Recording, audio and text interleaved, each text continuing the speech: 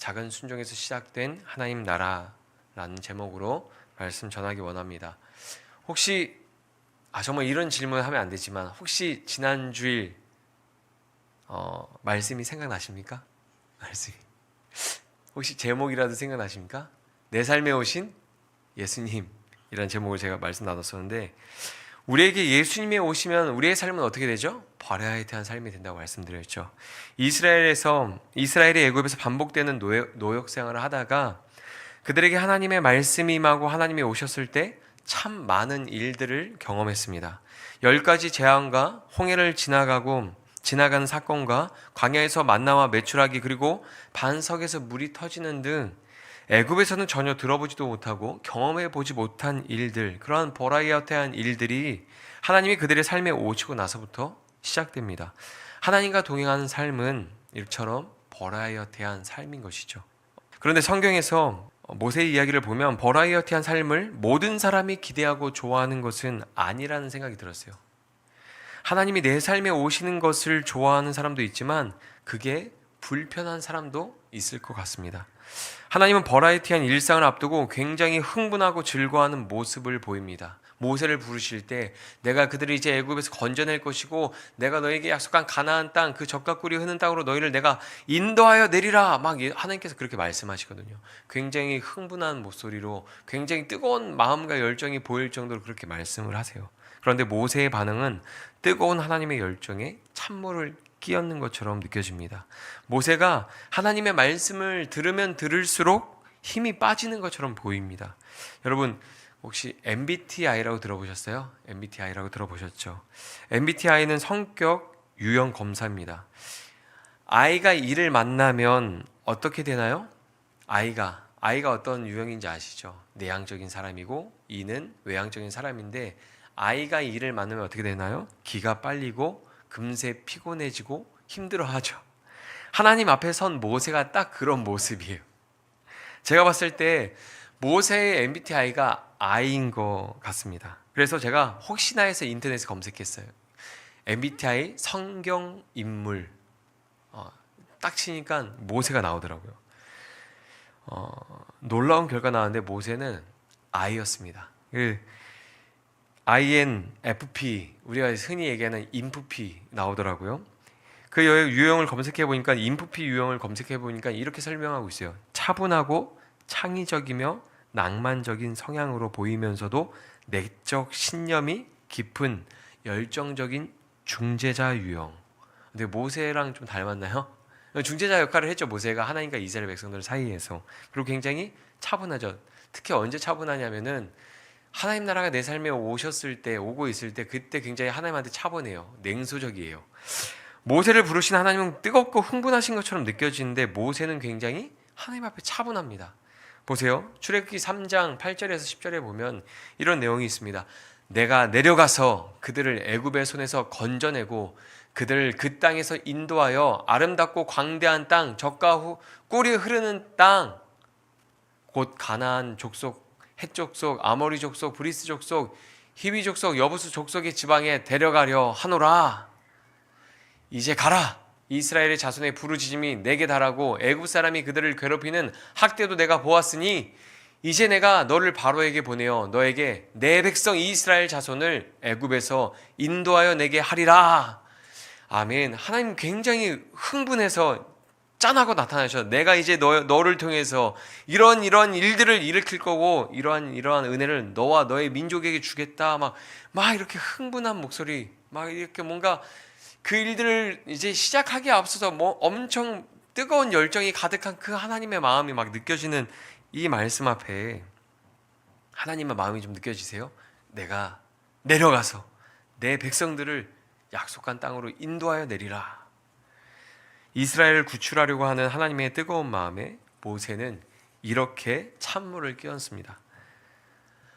모세가 하나님께 아뢰되 내가 누구이기에 바로에게 가며, 제가요? 하나님, 제가요? 이스라엘 자손을 애굽에서 인도하여 내리니까 제가 그걸 하라고요? 하나님이 이르시되 내가 반드시 너와 함께 있으리라. 내가 그 백성을 애굽에서 인도하여 낸 후에 너희가 이 산에서 하나님을 섬기리니 이것이 내가 너를 보낸 증거니라. 아멘. 성경을 보면 하나님께서 행하실 일을 앞두고 엄청 뜨겁게 달아오른 반면에 모세는 굉장히 차분합니다. 그래서 그 모세의 어떤 모세가 말한 내용들을 쫙 보면 굉장히 차갑게 느껴지기도 합니다. 하나님 막 굉장히 뜨겁고 흥분한 것처럼 막 열정 가득해서 자 이제 이거 하는 거야 가자 하는데 모세는 참을 딱 끼얹어요. 굉장히 차분하다 못해서 그의 어떤 말과 그런 모습들이 차갑게 느껴져요. 굉장히 냉소적으로 느껴집니다. 그런 모세에게 하나님은 한 번 더 말씀하십니다. 굉장히 긴데 출애굽기 3장 15절에서 25절에 보면 이렇게 말하죠. 아브라함의 하나님, 이삭의 하나님, 야곱의 하나님께서 나를 너희에게 보내셨다 하라. 내가 누군지 너희 기억해라. 내가 이런 하나님인데 내가 너를 보냈다고 말해라. 그리고 가서 뭐라고 말합니까? 내가 너희를 애굽의 고난 중에서 인도하여 내어 젖과 꿀이 흐르는 땅으로 올라가게 하리라 하셨다 하면 그들이 내 말을 들으리니 내가 보냈다고 말하고 내가 이렇게 할 것이라고 말하면 그들이 너의 말을 들어줄 거야. 지금 하나님 모세한테 이렇게 이야기하시죠. 그리고 나서 내가 내 손을 들어 애굽 중에 여러 가지 이적을 그 나라에 친 후에야 그가 너희를 보내리라. 너희가 나갈 때 빈손으로 가지 아니하리니 너희는 애굽 사람들의 물품을 취하리라. 거기서 나올 때 금은보화를 잔뜩 가지고 나오게 될 것이다. 막 이런 이야기를 하나님이 모세에게 해주시죠. 왜 이렇게 하나님이 모세한테 길게 이야기하셨을까요? 모세가 하나님의 말씀을, 하나님의 뜻을 못 알아들어서 그렇습니다. 그래서 말이 길어지는 거죠. 우리가 대화할 때 어떤 대화가 간결한 대화도 있는데 왜 말이 길어집니까? 말이 안 통하면 말이 길어지죠. 말을 하는데 못 알아들으면 말이 길어지죠. 말을 했는데 수정이 안 되고 말을 했는데 어떤 변화가 없으면 그 말을 계속하게 되죠. 특히 자녀한테 어떤 말을 했는데 자녀가 안 들으면 이거 하지 말라 그랬잖아 하면서 계속 이야기하게 되죠. 하나님이 지금 짠하고 나타나셔서 모세야 내가 너를 통해서 이런 일들을 할 것이고 내가 너희 모든 민족을 애굽에서 가나안 땅 내가 약속한 그 젖과 꿀이 흐르는 땅으로 인도해낼 것이다. 네? 제가요? 제가 한다고요? 못 알아들으니까 하나님이 쭉 길게 이야기하시는 거예요. 하나님이 말씀하셨을 때 모세나 이스라엘 백성들이 네 알겠습니다 라고 이렇게 말하고 순종했다면 아마 출애굽기가 40장에서 30장으로 줄었을 것 같아요. 이스라엘 백성들이랑 모세가 하나님 말씀할 때마다 네 알겠습니다 하고 순종했으면 아마 우리가 성경을 조금 덜 읽었어도 됐을 것 같아요. 하나님은 자기가 누군지를 다시 상기시켜 주시죠. 아브라함의 하나님, 이삭의 하나님, 야곱의 하나님이 보내셨다고 해라. 내가 너희를 젖과 꿀이 흐르는 땅으로 인도하리라 하면 그들이 너의 말을 들을 것이다. 너희가 나갈 때 빈손으로 가지 아니하리니 애굽 사람들의 물품을 취하게 될 것이다. 모세의 입장에서는 애굽에서 나오는 것도 말이 안 되는 일이죠. 혼자 나오는 거, 왕자였던 본인이 혼자 나오는 거 어떻게 될 수 있었어요. 그러나 그가 다시 들어가서 애굽에서 모든 이스라엘 민족을 데리고 나오는 것은 말도 안 되는 일이죠. 이스라엘 백성들이 자기 말에 귀를 기울이고 그 땅에서 나올 때 금은보화와 의복을 가지고 나오게 해준다는 말씀이 모세는 이해하기 어려웠을 겁니다. 그럼 모세가 오늘 우리가 읽은 본문에 다시 이렇게 답을 하죠. 하나님께서 이렇게 길게 이야기했는데 모세가 이렇게 말을 합니다. 모세가 대답하여 이르되 그러나 그들이 나를 믿지 아니하며 내 말을 듣지 아니하고 이르기를 여호와께서 내게 나타나지 아니하셨다 하리이다. 아멘. 지금 뭐라고 말합니까? 아무리 제가 하나님이 그렇게 말씀하셔서 제가 간다 한들 이스라엘 백성들이 제 말을 들어주겠습니까? 제 말을 듣고 저를 따라오겠습니까? 이런 말이죠. 하나님이 잘 모르시는 것 같습니다. 애굽 왕도 보통이 아니지만 이스라엘 백성들도 보통이 아닙니다. 그들이 제 말을 듣고 따라주겠습니까? 하나님 하나는 모르고 하나는 알고 둘은 모르시는 거 아니에요? 애굽 왕 바로만 완악한 게 아니에요. 이스라엘 백성들도 완악해요. 그들이 제 말을 믿지 않고 저를 따라서 나오지 않을 겁니다.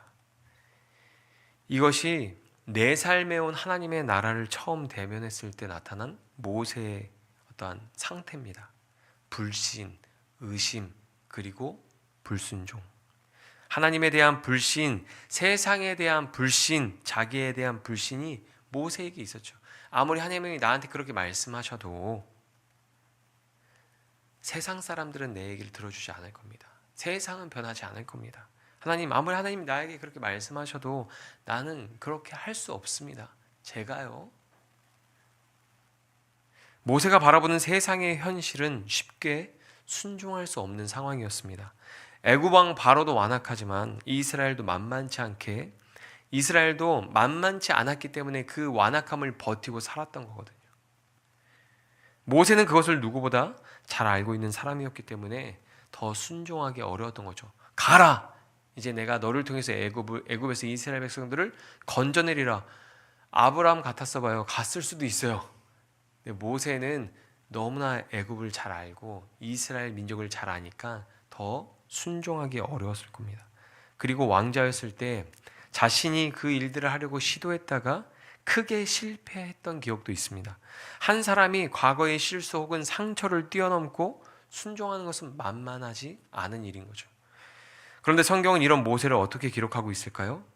우리가 오늘 본 모세는 내 삶에 오신 하나님을 처음 대면했을 때 모습입니다.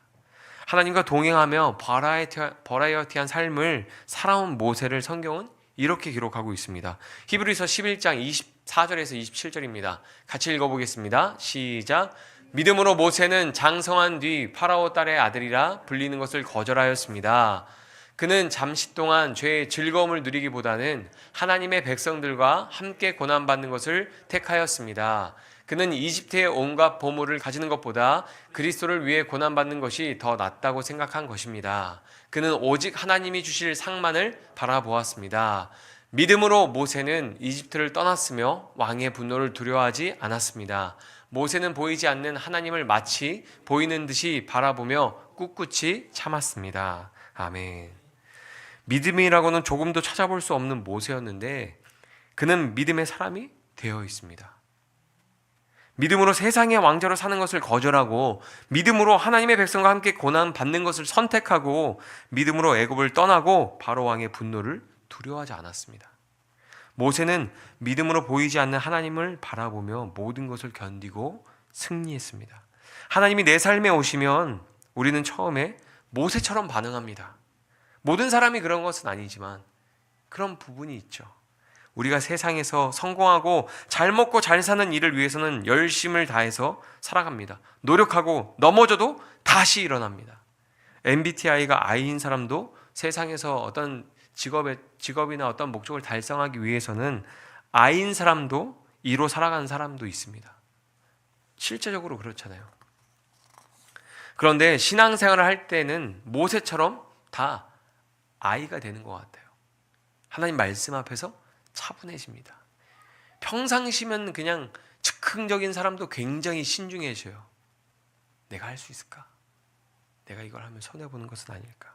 굉장히 깊이 생각합니다.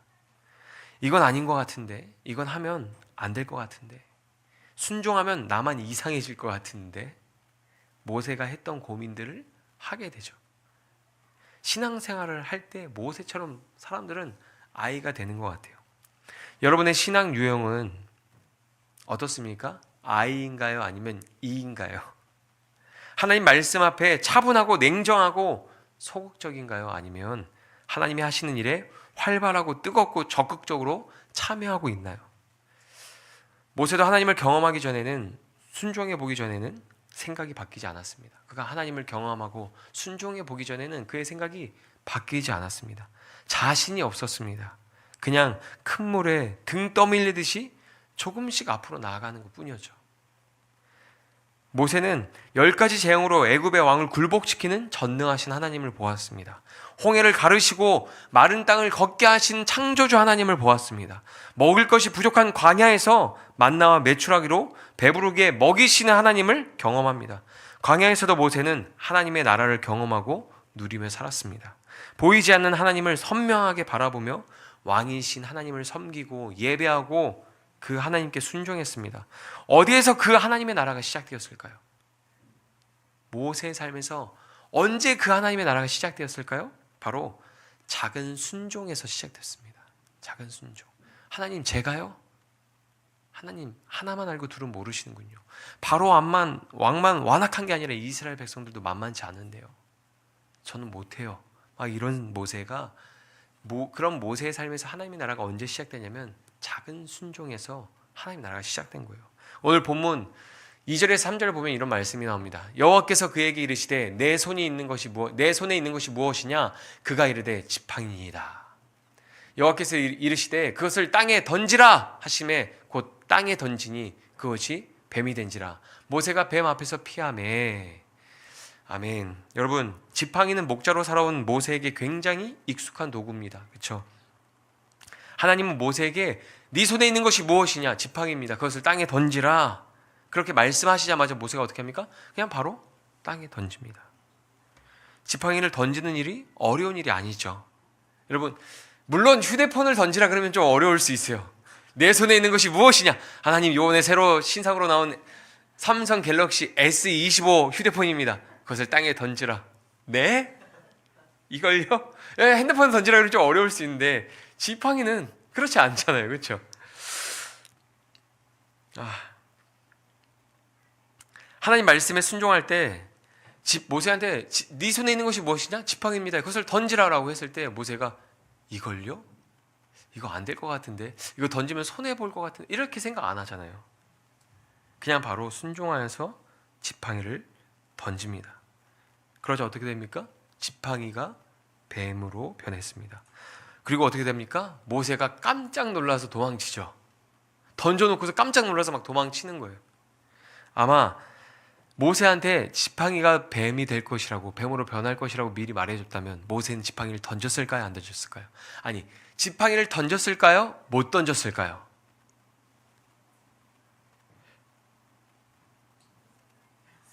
저는 미리 말했다면 모세가 또 던지지 못하고 생각만 계속 했을 것 같아요. 어떻게 하지? 얼마나 멀리 던져야 되지? 뱀이 나오면 조그만 뱀이 나올까? 큰 뱀이 나올까? 어떡하지?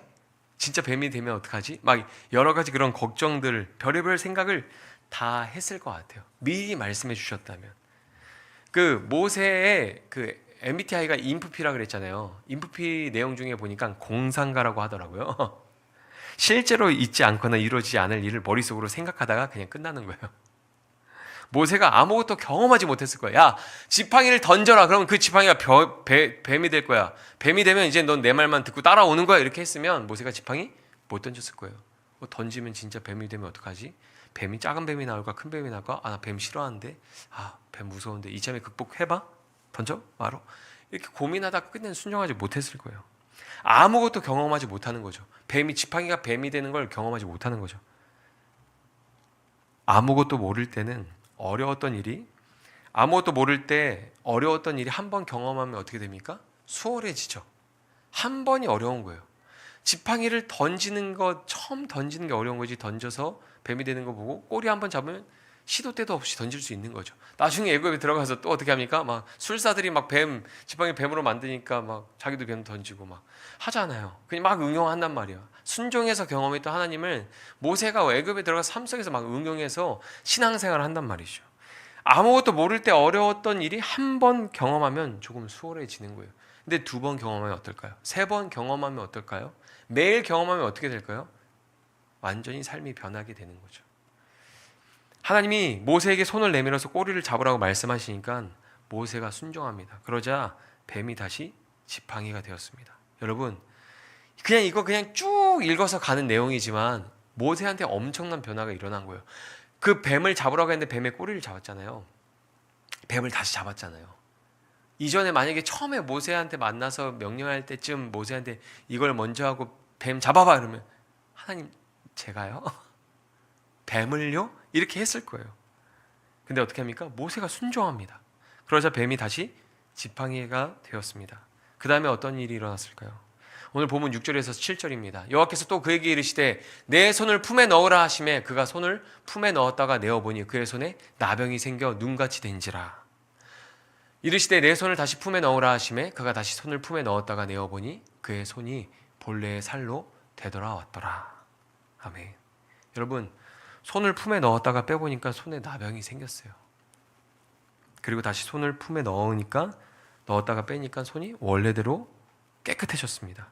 만약 모세한테 손을 품에 넣으면 나병이 생길 거라고 미리 말해 주었다면 모세는 품에 손을 넣을 수 있었을까요? 없었을까요? 모세가 어떻게 했을까요? 인프피, 공상가 넣었다가 했는데 안 돌아오면 어떡하지?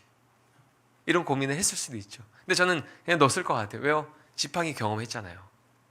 지팡이 뱀으로 변한 경험했잖아요. 다시 잡았을 때 지팡이로 돌아온 거 경험했잖아요. 내 손이 나병이 됐다가 다시 돌아올 거 왜 못 믿겠어요?